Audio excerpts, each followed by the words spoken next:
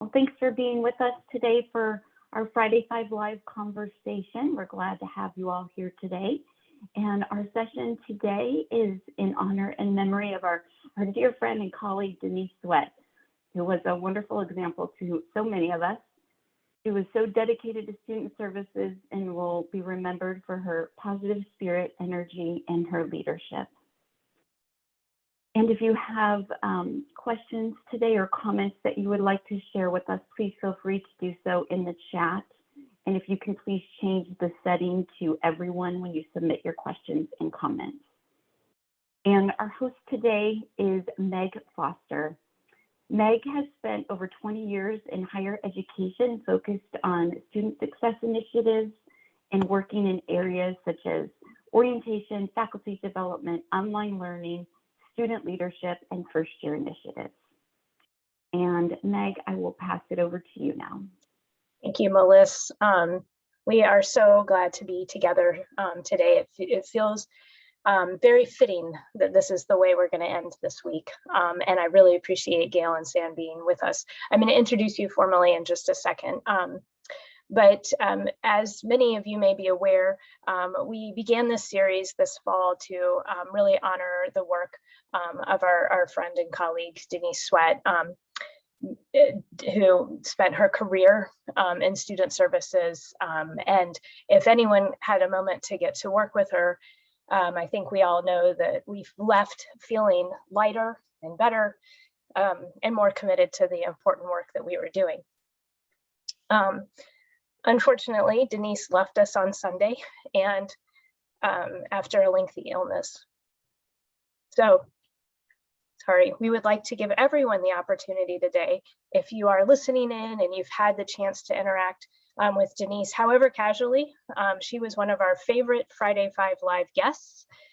She was very proud of the fact that the most listened to podcast from 2021 was Denise's December podcast, where she got out her crystal ball and we reflected on the year that 2020 was and what a year it was.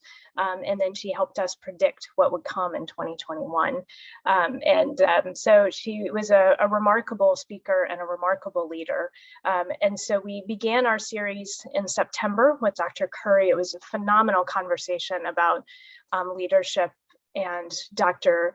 Curry's work in that area. And we're very blessed today to have with us two people who I know are very important to Denise, and Gail and Sam. So as you're joining us today, we're gonna pop again into the chat. There's a Jamboard, and I know these can be a wonderful way to just kind of share resources, and I see many of you hopping in. It's always fun to see those little icons. My children always assign me one, so I have no idea how you get to pick.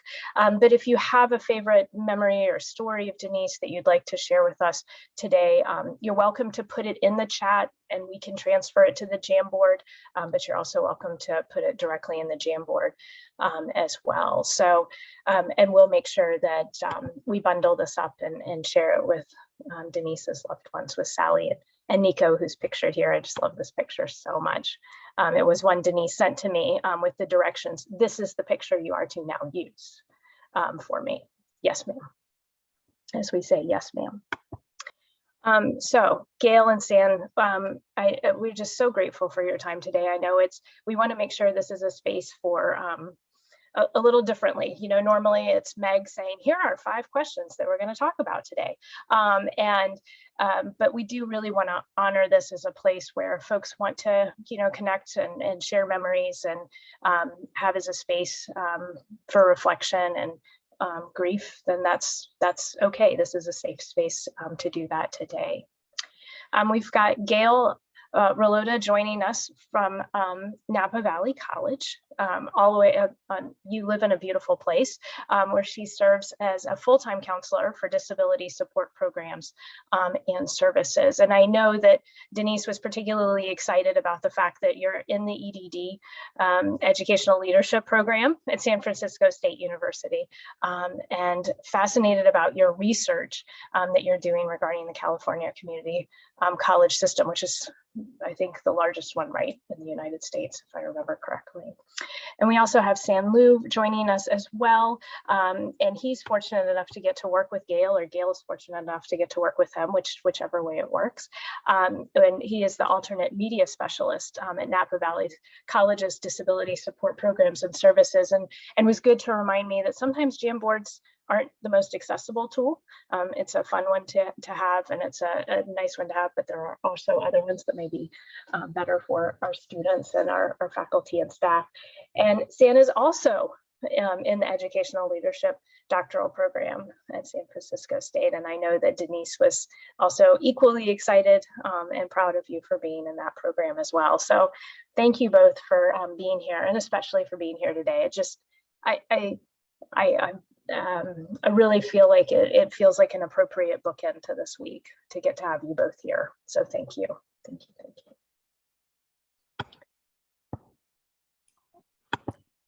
Thank you so much for that introduction.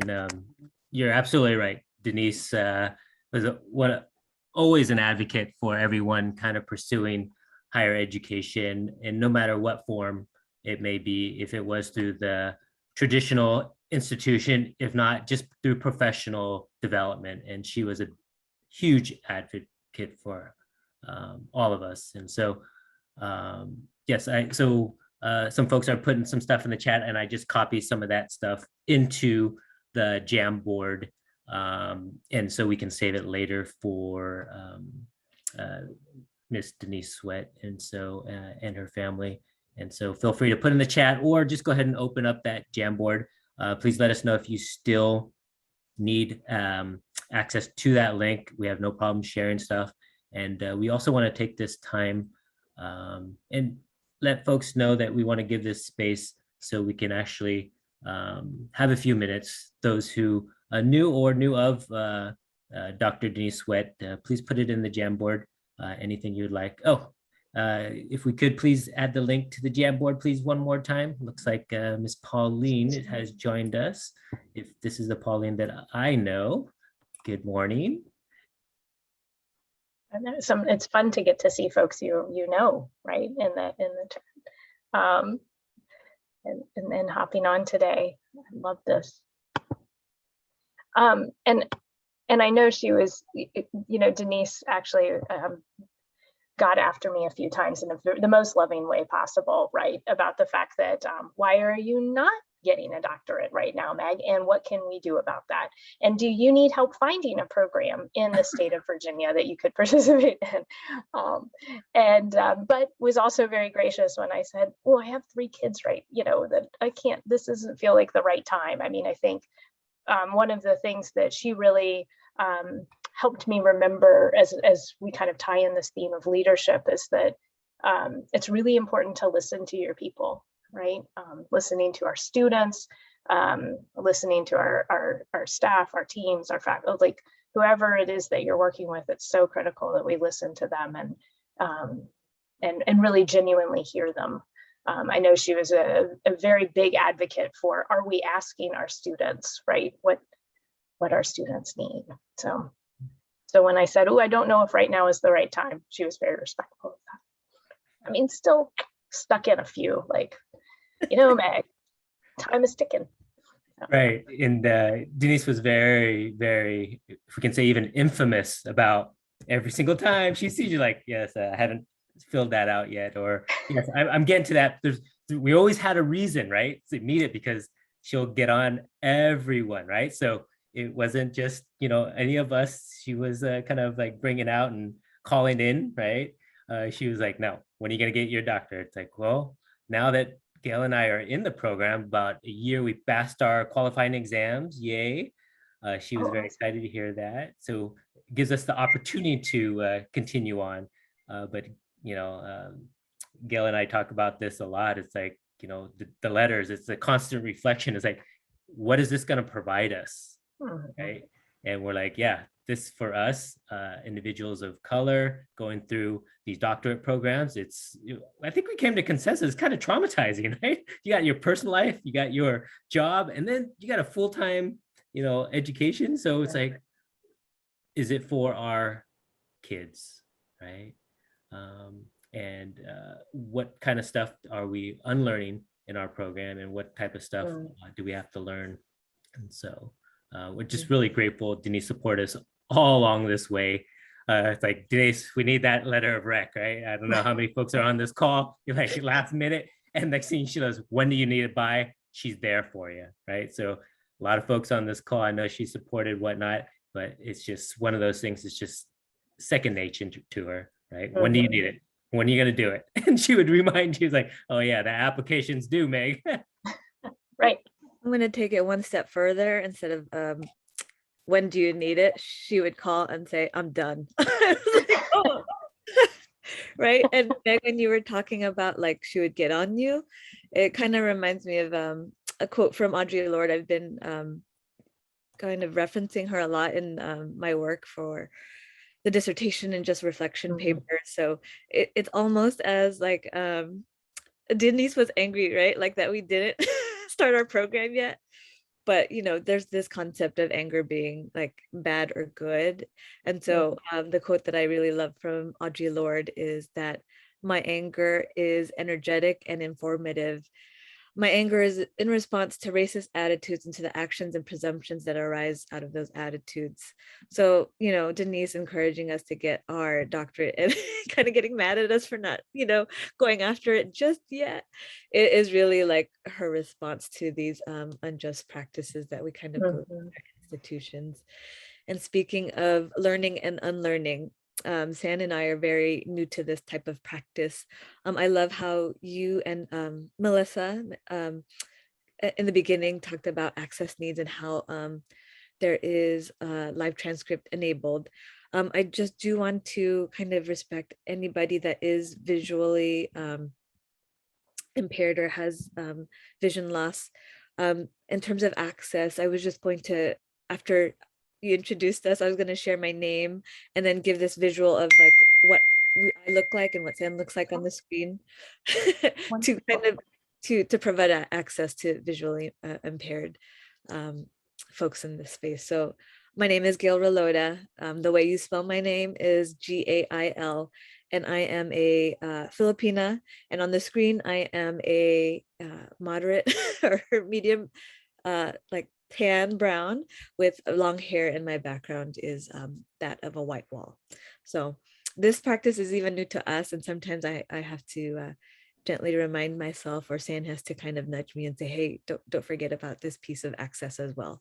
Because we've gone into the practice of recording and enabling live transcript. I just, you know, there are times where I do forget about visually impaired folks and the Zoom spaces. And I think it's that partnership we all talk about, right? We collective us, and we kind of remind each other, collaborate, and we constantly kind of go through this. And so thank you for bringing that up. And Meg, if you would like to go first, if not, I can go first and try this out. I'll have to think. I need a moment to gather my thoughts, No because I've problem. never done this before. So It's okay. So that's okay. The last webinar we did with Denise, she was like, oh my gosh, you guys are teaching me something new. So we kind of get like, you know, spell out our name. My name is San Lu, S-A-N, like San Francisco, and then last name Lu, L-U. I go by he, him, an am, older brother, younger sibling. And then my Zoom background is Filipina X American History Month. And let's see here, position out. So I'm about 5'8". I'm wearing kind of a gray hoodie, wearing glasses, Asian male, hetero, cisgender, second year doctoral student. Did I cover everything, Gail? I think so. Can you get okay? So right. Now it's my turn. This is a new approach for me. I love this though. All right, so I'm Meg Foster. That's my name, and spell Meg, M-E-G, Foster, F-O-S-T-E-R, and I use the pronoun she and her. I am sitting, unfortunately, my background is a very messy playroom, so probably too many visual things in it to describe. I am a white, short, middle-aged at this point now, female with long brown hair. So thank you all for introducing me to a new practice. Denise would love that we just did that, by the way. Although she would probably say something like, I'm drinking my cup of coffee and I'm wearing sweatpants, right? Like she would like make sure we knew that, you know, I'm only dressed from the waist up and my hair is a mess because I just walked the dog. And you know, she doesn't drink coffee. So, you know, she said she already talks 100 miles per hour. So that's why she probably got the most hits, because everyone was trying to follow. I was like, what did she say? Can you repeat that transcripts? But yes, she was very keen on making sure like this is a talk without coffee. Right, good point. Kendra, because it was a cup of tea. Kendra has asked us, what was the name of this type of introduction? I missed it. So is there like a formal name for what we just did? The way that I learned it, it was Zoom accessibility introduction for visually impaired students or folks in the Zoom space. So the way we were taught to introduce ourselves on Zoom was to introduce ourselves the first time we speak. An introduction could also include a visual description of yourself and the pronouns on your screen, as well as the background that also is on the screen. Okay. Is it helpful when we're recording with that in mind? Do we need to identify ourselves each time we answer a question? Like if you're in a panel, does that make sense? Like, would you say, oh, this is Gail and I'm answering, you know, question? Okay. Yeah, especially I think we've been in spaces where it was a really huge webinar and everybody was on the screen and we all took turns answering. So sometimes I even get just like getting lost in a sea of like Zoom participants. So I mean, it's all very universal, right? It helps students who are visually impaired and it helps just help everybody in the room. So for myself, it's kind of recognizing who's speaking and honoring that. Wonderful. I love the fact that we just had this learning lesson. Sam, you want to say something? Yes, and so, you know, it's great to kind of practice kind of, I mean, even with you said, you know, like my background is messy, like that's real, right? And we want to honor the realness in all of our lives. And sometimes it is messy, right? Real life is messy. And that's what, you know, a lot of this conversation is about, accessibility and how we can do that online during this pandemic, and also leadership and how we can lead from each position where we're at. You know, we don't need those titles. We don't need, it helps, you know, for being those institutional agents or help furthering different, I guess, practices and policies and whatnot.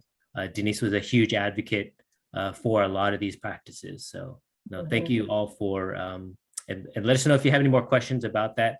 We do have, when we do conversations like that, we try to do the land acknowledgement. And maybe next time we can go through that and we can teach everybody about land acknowledgements, about the indigenous folks and how we acknowledge the stolen land that we are all on, and kind of go into that a little bit. But today, I think this will be a good first lesson. Yes, thank you. And I think that's a really lovely segue. I'm going to kind of skip around in our questions today, if that's okay. But, you know, you're both in really unique, I think, positions. And you're also in, I say unique because you're also in this place where you're doing this, you know, doctoral work. So this great quote that that we shared about theory. Earlier, before we formally started recording, we were talking about the idea that, you know, theory is cool, but you need the practice of it, right? And so, and I will put up the quote, but I won't get into the whole. So I love the fact that, you know, you're in this place where you're working with students, but then you're also engaging in this space of theory. And so in your roles at your institution, how are you feeling like you're being intentional kind of in your leadership? Because I think Sam brings out a really great point. We don't have to be the vice president for student affairs, right? And Denise would absolutely remind us of that. We don't need to be the chancellor. We don't have to have this big title, right? We're leaders in the places that we are. So what are you seeing as kind of strategies that you're finding to be intentional and meaningful?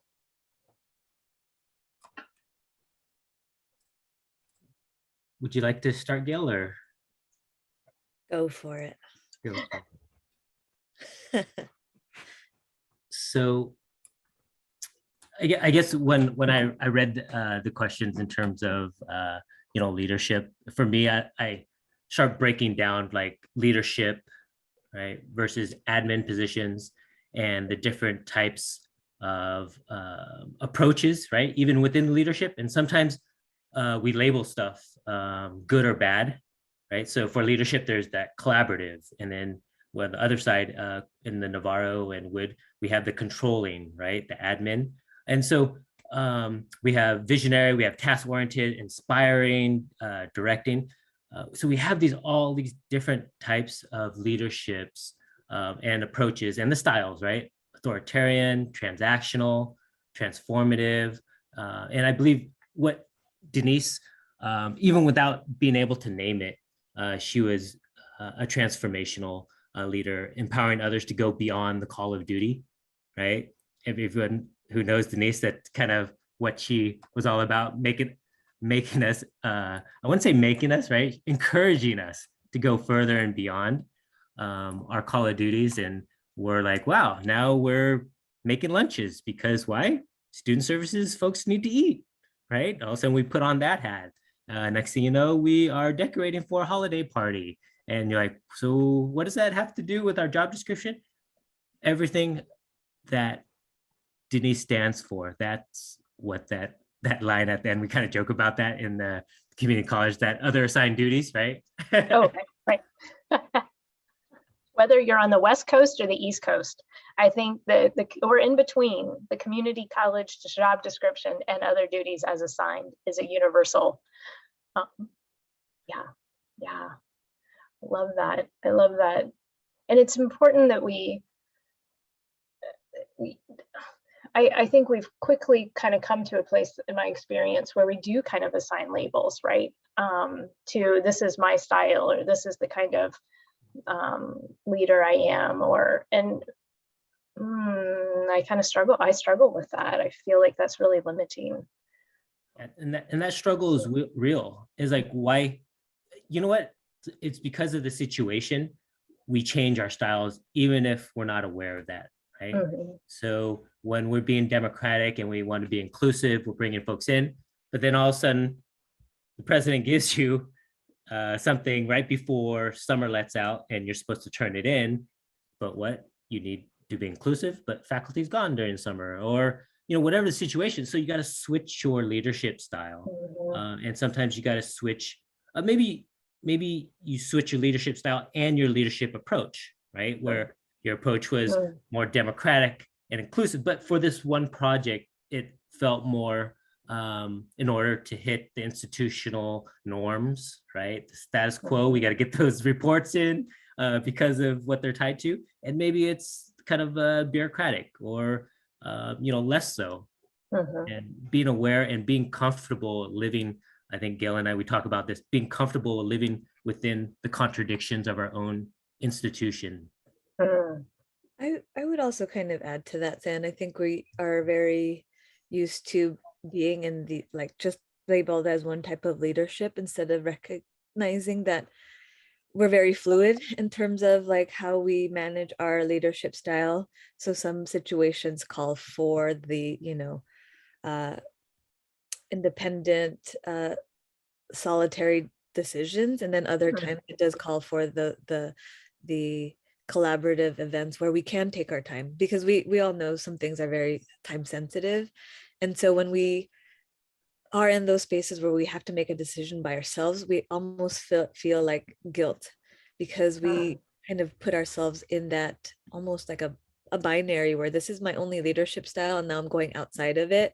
And now that I'm going outside of it, it doesn't feel right. But in reality, we all are very fluid with our leadership styles and how we approach things. Mm-hmm. It's really important to recognize. One of a wonderful colleague that I had the chance to work with here in Virginia used to talk about being at one with ambiguity, which I think is so hard to do, right? We want the clear path.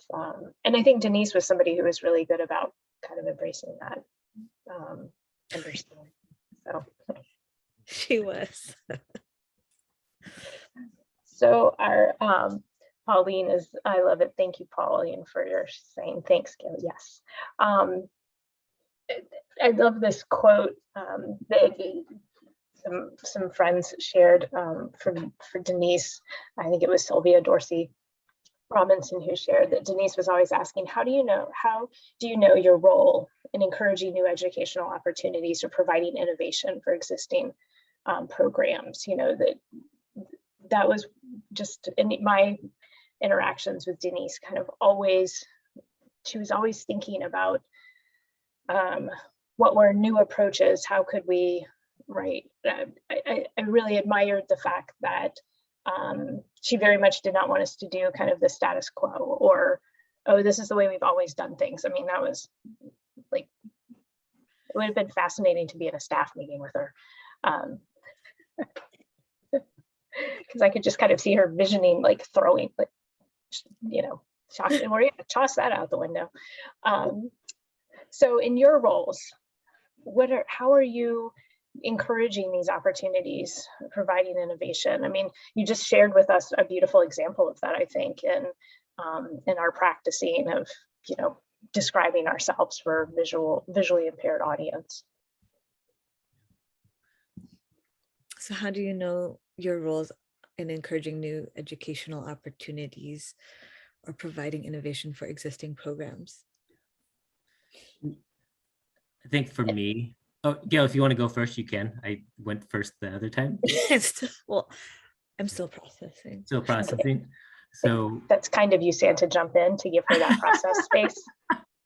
We did this the other week with Phil Hill and Kevin Kelly from MindWire, and they were hilarious. They would be like, well, I'm gonna let you take this one, and then I'll ride on your coattails into the so because Gail and I, we bring in different perspectives, you know, different hats because of our positionality. And what I want to be kind of more transparent about is bringing it from kind of administrative hat, but then also real day-to-day. So when we look at this is like, what is our role in encouraging new educational opportunities? And it's kind of like looking at the data, right? So we got to do the performative, where we have to, you know, when we're in a leadership meeting, you got to, you know, look at the data. And you know what? We're not going to aggregate all this. We're going to disaggregate a lot of this in order to lift up those underrepresented groups, marginalized students, in order to highlight a lot of that, right? Because nowadays we are getting so lazy with our data, is that we lump everyone into one area. And no, different needs, different folks. And, you know, and when we do have a lot of these conversations and we need to, you know, Gail and I, we say, you know, you got to trust your critical homies, right? And so those are the folks that you can turn to no matter what time or day, right? That texting, Meg, that you're talking about, it's like 3 o'clock or 3 hour difference. Like, no, you know, this person will always be up for you. And so you need to grab some of those folks and put that part of your network. And Denise was always a huge part of that. You know, we trust what our students' feedback and, you know, kind of reflect upon a lot of this. I think that is the piece where we're missing a lot in higher education, that critical reflection. And then we repeat that whole process, right? We get the data, we talk to our critical homies, and then we have that reflection and we're talking about it. And, you know, what are the different point of views? Because that dialectical thinking that Gail and I would like, well, what if we talk about it in this manner, or why couldn't it be addressed? Because everyone has their own perspectives. Yeah, and to add to your point, because I do love having your kind of recognizing and naming who your critical homies are. I do want to add that your critical homies are not going to be always the ones, or are not the people who are just going to be like, oh my God, that was a great idea, or get angry for you, like, oh, that's so wrong, I can't believe they did that. your critical homies are really going to be the ones who make you sit with this feeling, that make you reflect and kind of present the situation in a different lens. And so Denise was definitely that for us, because during this doctoral journey, we had our moments where we would like cry or like express like frustration. And sometimes she would turn it back to us and she would be like, I'm so glad you got knocked on your teeth for that. Right. She's like, that is a lesson to be learned, Gail. I was like, okay, right. And then, you know, with that, right, like, because they're your critical homies, you have trust in them, you have trust in their feedback, and you know it's a safe space to really go through the motions and name some of the things that don't feel just. And so with Denise and other critical homies, it's about building those relationships and how and trust, and seeing how you can be responsible to yourself and to everybody else and the wellness of like the community, and being like having this bigger picture. Like with Denise, it was always about the bigger picture. So when we did get into our moments in our zones of like even celebration, right, she would kind of check us and say, well, was that really a win for you? Was that really a win for your students? Because it sounds almost like a individual type of type of win. And so even with celebrations, right, she was that critical homie. And so in terms of this question, how do you know your role? It is about building those relationships with folks and making sure that they have trust and safety. So and do that earlier on, right, when you're not in a bind, because you know, we're talking with students or we're developing a relationship now with the audience and all of us, right, and we develop this, so by the time we get to that junction in that road and we're like, who do I talk to about this, right, everyone's scratching their heads like, who can I trust, you know, this is a very sensitive material, and to have folks available for you is so important during this time. And our roles, whether we're providing that mentorship, femtor as well, right? Mentor, femtor, that type of leadership and kind of that guidance, or we're receiving that. And I think it's kind of like that relationship that you're building. It goes both ways. So you're developing, but then also you're growing a lot of that. And with building relationships, I think of this quote, it's an understanding that students or people do not care what we know until they know that we care. And we're all tremendously smart, and Denise was she would remind us that constantly. And so, but if we have all these great ideas and we can't express it, it's because typically we don't feel like we're safe enough to do so, that we don't know that somebody else cares. And we were always comfortable with throwing out ideas with to Denise because she genuinely cared about us. I saw a quote this week I loved from that I'd never seen before from Fred Rogers, so I hope it's accurate, but about the basically in the journey of education, that we can love to learn when we know we're loved, that we can love learning when we know we're loved. And I just think that's such a beautiful connection to, you know, certainly the experiences we're sharing with Denise, that, you know, she cared passionately for her homies to steal this wonderful, and there were many, right, I mean, in that, but you knew that you were supported in that. Exactly. Especially when ideas were just being thrown out there and they weren't the greatest ideas, right? At least we knew that she cared enough to listen and that we could go through this like process with her. So it's like that mini Jamboard or brainstorming session, and you know, Denise moves 100 miles per hour, and like when you're talking right earlier, and how you first met with Denise, and they brought on different applications or management systems. And she was, what she heard, she picked it up and she said, yeah, I'm going to sign them up because this is what our students or our staff need for them to develop. And she was very bold. She was a pioneer. She was transformative. She was all those words in which you can ask for a leader, and she provided in a safe environment where everyone is considered a genius, right? Everyone is a genius. And at the same time, how do we do that within our educational system that wasn't built for all of us? Okay, let's be real with all that, right? It wasn't built for all of us, and so once we acknowledge that, we have advocates that help push us through. Yeah, kind of, we're all at the gate sometimes, and we don't have that Denise Sweat, that person just kind of pushing you through that gate. Sometimes you need that extra push, and that's what Gail and I have done with Denise's help that she provides. And Dr. Curry in our first conversation in September, and we'll make sure that we get that recording out to folks as well, because I think it just dovetails so nicely with so many of our themes today.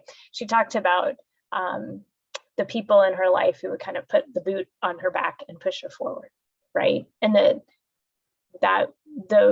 she needed those folks along the way to kind of identify, hey, it's time for this next new thing. And you can do this. And one of the things I really respect about Denise was, yes, we're all geniuses, but not in a way but with that ability to provide critique, right? That was honest and true and trustworthy. And so, yes, we're all capable of these things. But then there's this, well, that idea is, that one, we're not going to go with that one. But love your energy. All right. Yeah. Oh, this one over here, we're gonna go with that one. Yeah. And we were talking like how our authentic self, right? We're able to bring our own sense of cultural capital, community capital into that space and be our own authentic self. Because there's so many times where maybe even I don't know if Gail, you felt this, but coming into this space, right? Imposter syndrome, right? Why should we be talking about this, right? Why should we be having this conversation with Meg? Why not pick someone else? And so, having that own sense of personal agency and standing here is like, well, we need to show up and we need to be here. We need to be that that plus one in this room. And so there's a lot to say about just showing up. No, for sure. Being our authentic selves, right? Like that wondering of, do I deserve to be here? And I think that stems a lot from perfection, and just like being around Denise allowed and lovingly saying like, that idea isn't so great, right? It just let us know that it was okay not to be perfect, nor should we be perfect, right? And so I love that we brought that in. I also want to go back to a theme you said earlier that I think was really important. This idea of critical reflection. And I feel like this has never been more important in our profession. Yesterday, I got to have a conversation with Dan Maxwell, whose title is so long I can't even remember it all, but essentially he's like the interim vice chancellor for the University of Houston. So, I mean, we're talking a big institution. And he was talking about the need that we are at this really critical place in our profession. And gosh, I wish Denise was here to like hop on this one. That so much has changed in the last 18 months, right? With how we are delivering services, with our student needs. I mean, just so much. And that we really need to make sure our leadership, and whoever, in whatever role you are, that we're taking time to pause and to reflect, because, we have this opportunity to really, I think, have some incredible shifts, very, very positive shifts in the work that we're doing and the way that we're impacting students and the way that we're able to, really address these very large, discussions around equity and access and things like that. But if we're not pausing and doing a reflection, that work can't get done. Mm-hmm. And so I'm wondering, I don't know if you're experiencing any of that, if you're seeing, an ability to create that space. I mean, because I know that we're also full steam ahead, right? Like, well, there's students to serve and fewer people to do it with. So get your 500 visits in, this month with your appointees. Right. And then upon our reflection, right, we constantly kind of think like, well, where's that stemming from, Meg, right? It's like, where are all these heteronormative or these policies? Who says that that's what we have to do? Who says that we have to wake up and start this webinar at 9 o'clock, 12 o'clock East Coast? Like, why not 12:03, right? Why not 8:58? But there's a certain things that drive us that we just do, right? And so upon those critical reflections, we're moving 100 miles per hour and we don't have time to reflect. And we're like, why are we doing this? Because we've always done this. And that's comfortable for people. Sometimes, yeah, it is. And in the less formal spaces, especially with Denise, there was a lot of time, I couldn't name it before, but it was a lot of critical reflection. And with her, it was a lot of identifying, questioning, and assessing like our deeply held assumptions, right, about our knowledge, because we, as someone who is, we come from very privileged spaces, we're second year doctoral students, not everybody does that. So like, what is it about our deeply held assumptions about our knowledge, the way like we perceive events and issues, like how is that affecting the way that we work? And so a lot of, what we did with Denise was thinking about like, especially when I think of that situation where she was like, I'm glad you got knocked on your teeth, like your teeth got knocked out, right? She made us think like, how did I act during the event? What did we learn from the event that I didn't know before, right? Like, and it's all really painful to go through. And again, I want to jump back to like, we had that safe space with her, right? Like, what was it about our assumptions that we held in that moment? What links can we make from like our experiences and our positionalities and like other events and ideas? How does that influence the way we are in our workplace? So it was always with her, like, how can I use my knowledge that I gained to make things better? Because essentially that's what we want to do. And that's what Denise has always thought about. How can we make this better? So thank you for sharing, Gail. I do want to be cognizant, San, I know of the, constructs of time being what they are. I do have to also be cognizant of the constructs of time. We just have a few more minutes before we wrap up. The 45 minutes always just flies, especially when we get a chance to talk with two amazing people like you. You were so generous to share an incredible list of resources. And I just want to make sure that if my slides will advance, now my slides won't seem to advance. They are here we go, here in our shared, and we'll make sure that our listening audience also has access to these resources as well. Because kind of our wrap-up question is sort of, what tools are you using to guide your work? That's an easy one, right? So you were awesome enough to provide us with at least some of the tools, I'm guessing, that you're using to guide some of this work. And definitely some that I was like, oh, I'm 20 years out of graduate school and I need to brush up on some things. So I'm excited to dive into a lot of this content. You've given me great stuff to think about. But anything you want to highlight in particular for our audience? I think there was a few, just really quick. Gail and I, we talk about this a lot in terms of disability, and even if you don't start off with a disability, whether you're formerly incarcerated or if you're a veteran, a lot of times or foster youth, you kind of go through the system, and somehow when you come out of it, you have a disability.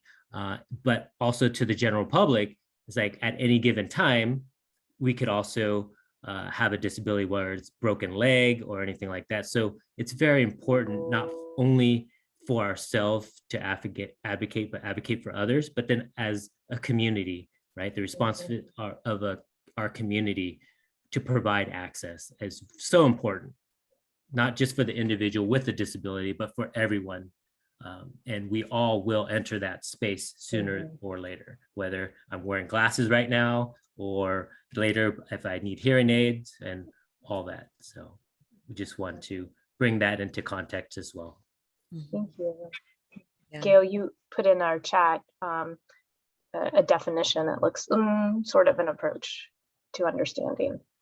Oh, I was providing the quote that San was kind of referencing, just because we do hold in terms of like identities, we are very familiar in naming, like I am a cisgender woman, or I am a my race, like naming the race, but hardly, and because of the stigma around disability, right, we identify it as a category until we enter that space. And so I just provided that quote. And it's kind of fitting that we end with the resources, because you just said, like, I'm out of out of school 20 years. We are lifelong learners. And so, even with Denise, right, before everything, like she was always like reading, and like she got into this, like learning how to do, what did she do, Sam, with PowerPoints? Oh, yes, making them accessible. She took that extensive class. Yeah, right, exactly. So like constantly in reflection, in in planning, being that lifelong learner, and like not just thinking that we hold all the info. So that's what another thing that I took from Denise is I would love to stay a lifelong learner. I believe we are lifelong learners because we have Pauline just let us know that she taught her everything she knew about PowerPoints. Even how to transfer 10 gigs worth of PowerPoint pictures. Pauline, yes, exactly. Exactly. PowerPoints are amazing. Yeah. Oh, I love this chance to be together. I just so appreciate your energy and your just the grace that you've brought today. It's just amazing. We've got provided everybody our resources today, and folks have provided some memories into our Jamboard. We'll make sure we make that available to others. Spark photos, I love that. Just those wonderful pieces of our dear friend and colleague Denise that we're going to carry with us. She's always with us. So, always with us. Thank you all for your time today and this opportunity to talk about leadership and remember our dear friend and colleague, Denise Sweat. Gail and Sam, just from the bottom of my heart, thank you so much. Thank you for having us. Thank you for having us. And that was one thing about Denise. She always brought people together. So love being in this space with you and laughing and reflecting. She did. Maybe someday we could do this in person. or, I love that idea. Is that not a norm anymore? But maybe we can have both, right? Both. I love that. I love that. I am willing to come to you there. So us too, gives us a chance to travel. Right. So not just a hop and a skip and a jump. Well, thank you all so much for your time today. I hope you'll join us in November, where Dr. Jory Hadsel, who's another colleague of Denise's, is going to join us to talk with us about leadership. His perspective is as a leader in online learning. So I'm excited to get to learn from him as well. Thank you all. Please take care. Have a good weekend. Denise would want us to rest and renew. Yes. Thank you guys so much.